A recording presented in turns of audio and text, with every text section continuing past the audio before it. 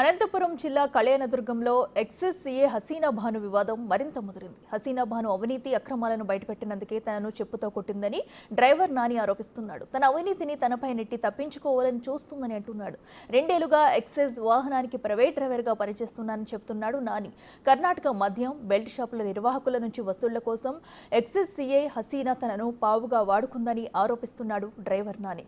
ఆమెపై ఉన్నతాధికారులకు ఫిర్యాదు చేసినట్టు చెప్పాడు. విచారణకు వచ్చిన అధికారులు సిబ్బంది ముందే తనను 6 సార్లు చెప్పుతో కుట్టిందని ఆవేదన వ్యక్తం చేశాడు.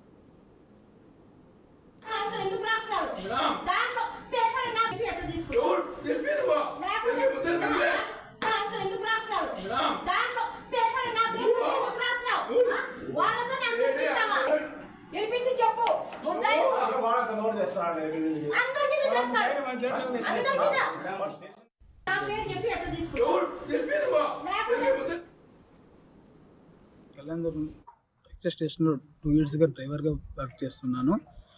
నాకు సిఐ హసీనా భాను డబ్బులు ఎక్కువ వసూలు చేసడంతో నాకు సమాచారం రావడంతో నేను పై అధికారులకు సమాచారం అందగా సమాచారం వచ్చి వాళ్ళు ఎంక్వైరీ చేసి వాళ్ళ ఎదురుగా నేను కడుపు మంటతో 5 ఏళ్ళు చెప్పుతో కొట్టడం జరిగినది.